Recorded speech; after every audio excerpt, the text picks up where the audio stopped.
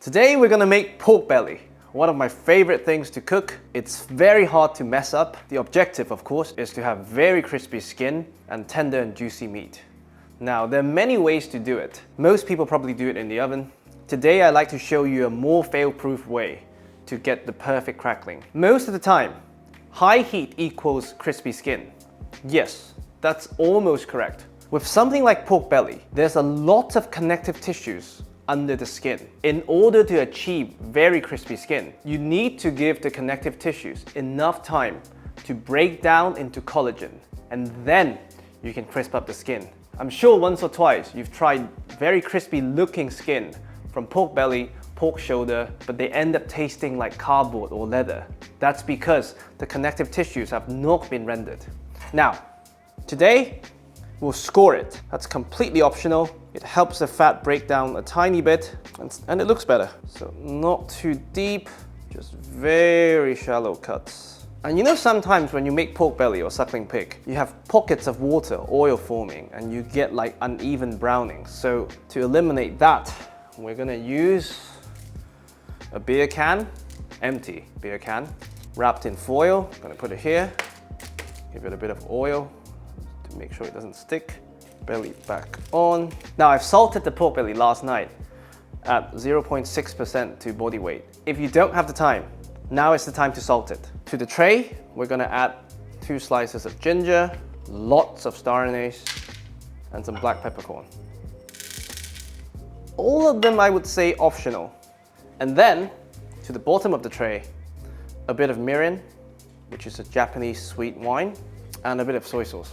This will change the color of the belly at the browning stage because of the sugar content from both the soy sauce and the mirin.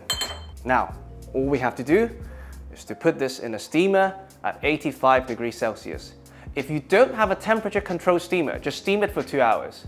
If you don't have a steamer at all, just poach it in water with a bit of mirin, a bit of soy, all the spices that we added for 2 hours at a bare simmer. I'll see you then. After a bit more than 2 hours, check on our pork. So during the 2-hour period, I've been basting it for maybe every 20 minutes.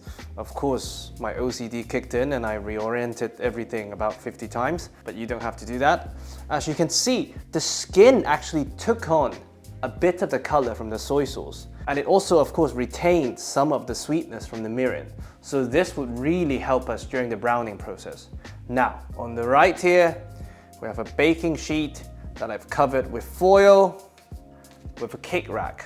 All we're gonna do now is gonna transfer the beer can with the belly to the other side.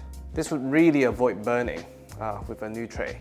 This you can drain off, reduce, and have an optional sauce or glaze on the side. For me, when pork belly is well cooked, I actually prefer it just clean, but we'll save it. Now, we leave this to rest for about 30 minutes. During the 30-minute process, the skin will dry out a bit more. And of course, if you like gadgets like me, I would help it with a fan. You don't have to. This will stay here for about 30 minutes or until you're ready to eat. Then this will go in to the oven at the highest possible settings. In my case, it's about 260 degrees Celsius. I'll see you then. The pork belly has spent 10 minutes in a very, very hot oven. Now, we take it out. It's gonna smoke a bit, but look at that. Just look at that. How beautiful is that? That's the effect of the soy sauce, giving it a red hue. So beautiful, I wish you could smell it. Now, of course, it needs a bit of time to rest. And while it's resting, we've prepared a bit of bitter leaves, which will go so well with the belly. We're just gonna form a bed. And a bit of toasted pink peppercorn, which again goes so well with fatty meat, like pork belly. And once the meat cools down a bit, we'll carve and plate. Let's detach it from the beer can. Thank Mr. Beer Can for the job it's performed. Wow, this is so beautiful. We carve.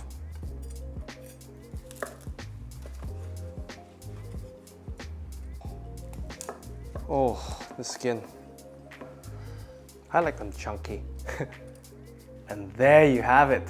Crispy pork belly served on a bed of bitter leaves and toasted pink peppercorn. I really hope you enjoy.